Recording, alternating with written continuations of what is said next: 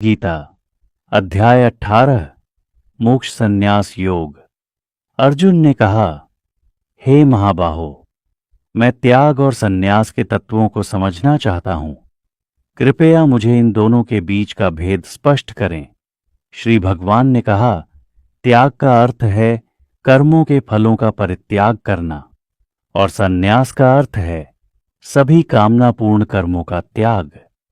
कुछ विद्वानों का कहना है कि सभी कर्म त्याग देना चाहिए, जबकि अन्य कहते हैं कि यज्ञ, दान और तप को कभी नहीं छोड़ना चाहिए। हे अर्जुन, अब मैं तुम्हें त्याग के 3 प्रकारों का भेद बताता हूं। यज्ञ, दान और तप, ये तीनों शुद्ध करने वाले हैं और इन्हें कभी नहीं छोड़ना चाहिए। इन कर्मों को कर्तव्य समझकर और फल की कामना छोड़कर करना चाहिए।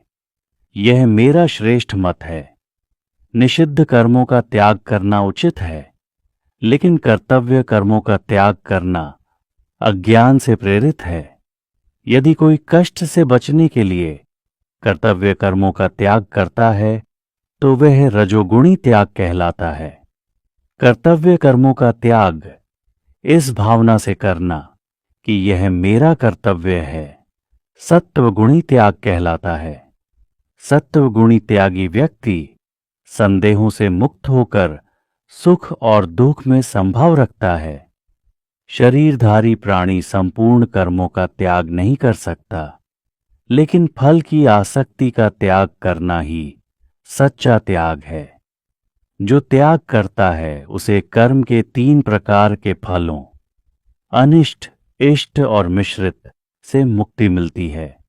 कर्म के 5 कारक हैं: अधिष्ठान, शरीर, कर्ता, इंद्रियां, विभिन्न प्रकार के प्रयास और ईश्वर।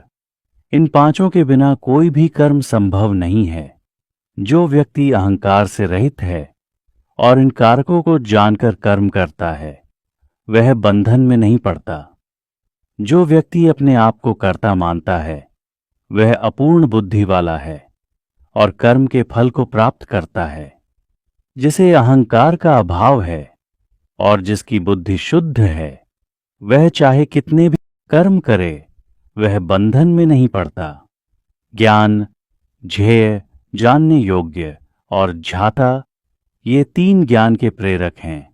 कर्म, करण, साधन और कर्ता, ये 3 कर्म के कारक हैं। सत्वगुणी ज्ञान वह है जो सभी प्राणियों में एकता देखता है। रजोगुणी ज्ञान वह है जो विभिन्नताओं में विभाजित है। तमोगुणी ज्ञान वह है जो सत्य से विपरीत और संकीर्ण है। सत्वगुणी कर्म वह है जो शास्त्र विधि के अनुसार आसक्ति रहित और अहंकार रहित होकर किया जाता है। रजोगुणी कर्म वह है जो फल की कामना और अहंकार के साथ किया जाता है। तमोगुणी कर्म वह है जो अज्ञान से हानिकारक और बिना विचार के किया जाता है। सत्वगुणी कर्ता वह है जो निरासक्त, उत्साही और सुख दुख में संभाव रखता है। रजोगुणी कर्ता वह है जो लोभी, अहंकारी और कर्म के फलों में आसक्त होता है। तमोगुणी कर्ता वह है जो अस्थिर, कपटी, आलसी और उदास होता है। बुद्धि और धैर्य भी 3 प्रकार के होते हैं: सत्वगुणी, रजोगुणी और तमोगुणी। सत्वगुणी बुद्धि वह है जो धर्म और अधर्म, कार्य और अकार्य में भेद कर सकती है। रजोगुणी बुद्धि वह है जो धर्म और अधर्म में भेद नहीं कर पाती। तमोगुणी बुद्धि वह है जो अज्ञान से भ्रमित होती है। सत्वगुणी धैर्य वह है जो मन, प्राण और इंद्रियों को संयमित रखता है। रजोगुणी धैर्य वह है जो कामना और फल प्राप्ति की आसक्ति में लगा रहता है। तमोगुणी धैर्य वह है जो भय, आलस्य और मोह में स्थित होता है। सुख भी 3 प्रकार का होता है: सत्वगुणी, रजोगुणी और तमोगुणी। सत्वगुणी सुख वह है जो प्रारंभ में कष्टदायक लेकिन अंत में आनंददायक होता है। रजोगुणी सुख वह है जो प्रारंभ में आनंददायक लेकिन अंत में कष्टदायक होता है। तमोगुणी सुख वह है जो आलस्य और अज्ञान से उत्पन्न होता है।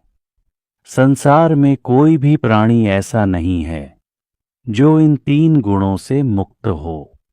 ब्राह्मण, क्षत्रिय, वैश्य और शूद्र, इन चारों का विभाजन उनके गुण और कर्म के अनुसार किया गया है। ब्राह्मण के गुण हैं शांति, संयम, तप, पवित्रता, सहिष्णुता और ज्ञान।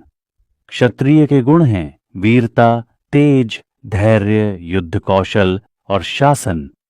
वैश्य का कर्म है कृषि, गौपालन और व्यापार। शूद्र का कर्म सेवा है।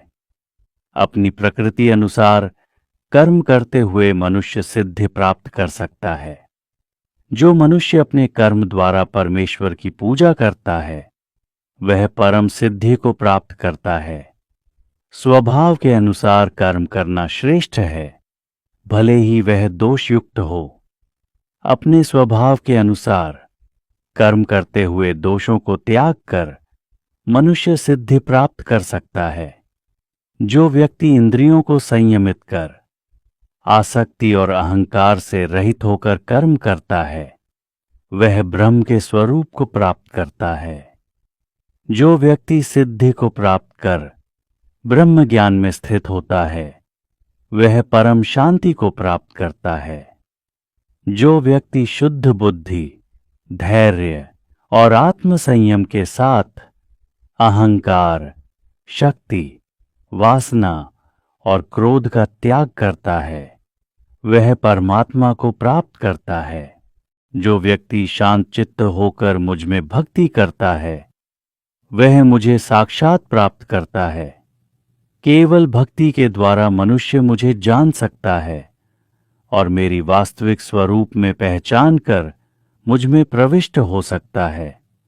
जो व्यक्ति मेरे आश्रय में रहता है और सभी कर्म करता है वह मेरी कृपा से अनंत शांति प्राप्त करता है। मन और बुद्धि को मुझ में अर्पित कर मेरी शरण में आओ। मेरी कृपा से तुम सभी कष्टों को पार करोगे। यदि अहंकारवश मेरे आदेशों का पालन नहीं करोगे तो विनाश को प्राप्त करोगे। अपने स्वभाव से प्रेरित होकर तुम वही करोगे जो तुम्हें करना चाहिए। भगवान सभी प्राणियों के हृदय में स्थित हैं और अपनी माया से सभी को चलाते हैं, इसलिए उसकी शरण में जाओ। उसकी कृपा से तुम परम शांति और शाश्वत धाम को प्राप्त करोगे। मैंने तुम्हें यह गुप्त ज्ञान बताया। अब तुम जैसा चाहो वैसा करो। मेरे प्रिय होने के कारण मैं तुम्हें फिर से यह सर्वोच्च रहस्य बता रहा हूं। मुझ में मन लगाओ, मेरी भक्ति करो, मेरा पूजन करो और मुझे प्रणाम करो। सभी धर्मों को त्याग कर केवल मेरी शरण में आओ। मैं तुम्हें सभी पापों से मुक्त कर दूंगा।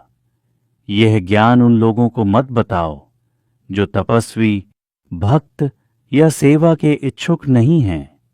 जो इस ज्ञान को मेरे भक्तों तक पहुंचाता है वह मुझे सर्वाधिक प्रिय है और वह निश्चित ही मुझे प्राप्त करेगा। जो इसे सुनता है और श्रद्धा रखता है वह भी पुण्य कर्मों से मुक्त हो जाता है। जो श्रद्धा और ध्यानपूर्वक इसे पढ़ता है वह मोक्ष प्राप्त करता है। हे अर्जुन, क्या तुम्हारे मोह का नाश हुआ? अर्जुन ने कहा, हे कृष्ण, मेरी स्मृति वापस आ गई है। मैं अब संदेह रहित हूं और आपकी शरण में हूं।